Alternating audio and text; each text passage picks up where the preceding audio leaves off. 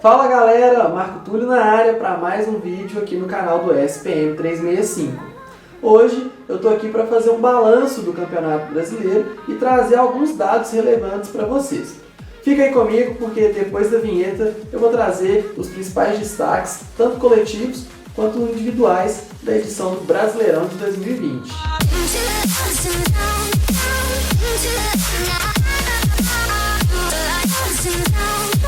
Bom pessoal, a edição do Brasileirão de 2020 acabou começando alguns meses mais tarde. Além disso, o campeonato ficou muito marcado também pelo baixo nível técnico das partidas. E acredito eu que o grande volume de jogos, por causa do calendário apertado, tenha influenciado diretamente na queda do nível técnico que as equipes apresentaram durante o campeonato.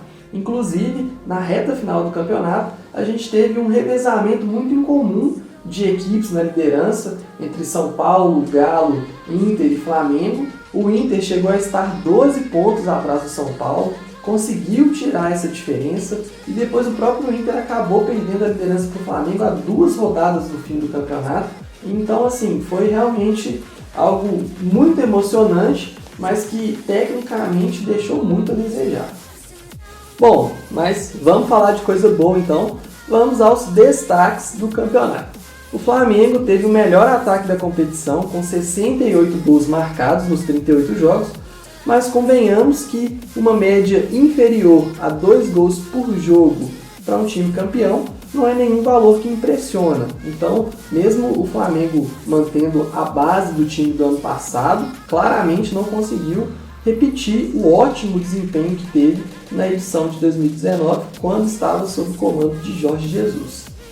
Na defesa, o destaque foi o Internacional, que conseguiu sofrer apenas 35 gols nas 38 partidas do campeonato. O melhor mandante do Brasileirão 2020 foi o Galo, que conquistou 43 pontos em casa e teve um aproveitamento de 75%. Também teve o melhor ataque, porque fez 39 gols e dividiu com o Atlético Paranaense o posto de melhor defesa mandante, porque sofreu só 13 gols jogando em seus domínios. Mas em compensação, jogando fora de casa, o Galo teve uma campanha bem abaixo do que se esperava, foi só o 9º melhor visitante e inclusive teve uma das piores defesas. O Galo levou 32 gols, que foi a mesma quantidade de gols sofrida pelo Botafogo jogando fora de casa. E o Botafogo foi o lanterna do campeonato. Inclusive, quando o Galo jogou fora de casa contra o próprio Botafogo, o Galo levou 2 gols e perdeu o jogo. Foi aí com certeza uma perda de 3 pontos que fez muita diferença na reta final do campeonato, porque o Galo, se tivesse vencido os jogos contra os times rebaixados, poderia sim ter chance de título.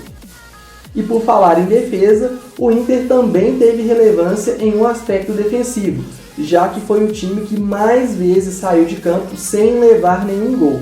Foram 15 jogos em que os adversários do Inter não conseguiram marcar, não conseguiram balançar as redes, e desses 15, 8 foram em casa e 7 foram fora de casa. No ranking dos indisciplinados, o Goiás aparece no topo, como o time que mais levou cartões amarelos, foram 108 ao longo de todo o campeonato. Na parte dos cartões vermelhos, quem lidera é o Inter, porque foi o único time que teve 9 jogadores expulsos ao longo do Brasileirão 2020.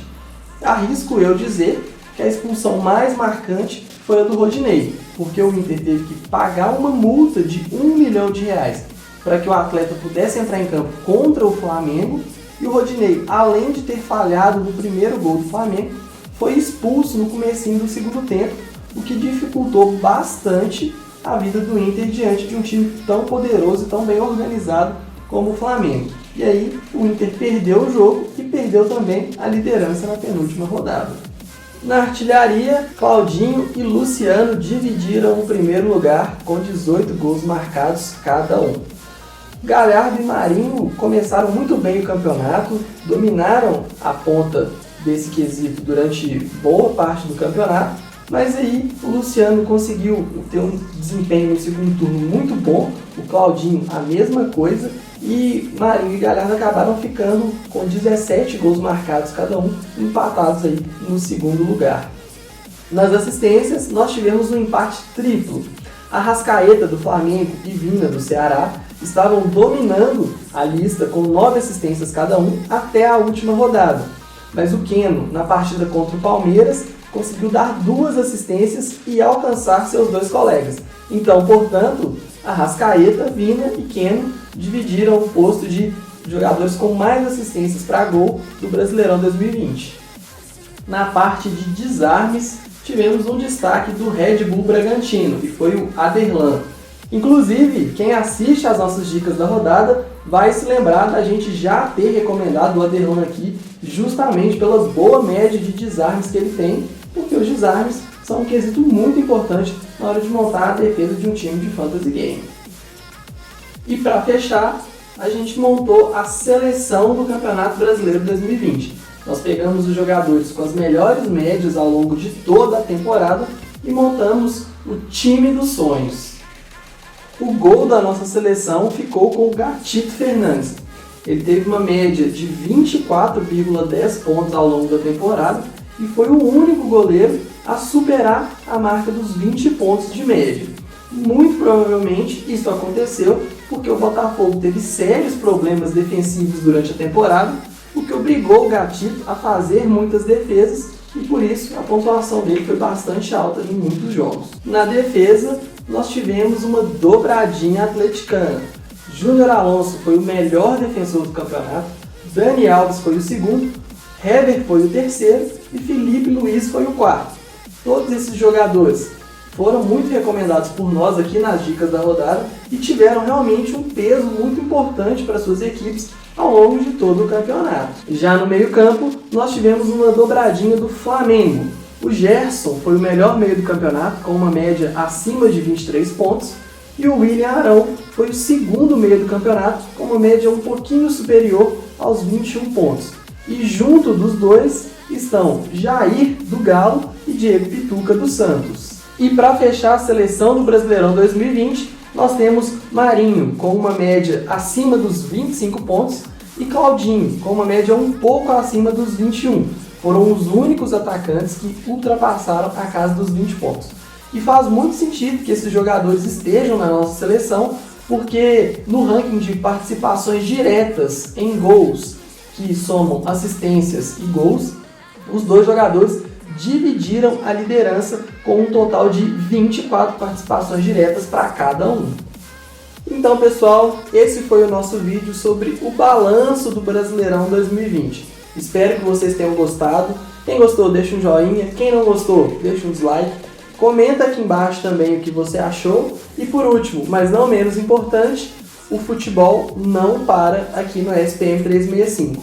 Já temos torneios abertos com as rodadas dos estaduais. Então você pode entrar no link que vai estar aqui na descrição para continuar escalando seu time enquanto o Brasileirão não volta. E além dos estaduais, nós temos também os campeonatos europeus no lobby disponíveis para você escalar. E esses campeonatos daqui a pouco chegarão na sua reta final. Então vale a pena acompanhar esses campeonatos bem de perto, estudar eles com bastante atenção para conseguir faturar na reta final da temporada europeia também. Aquele abraço e até a próxima!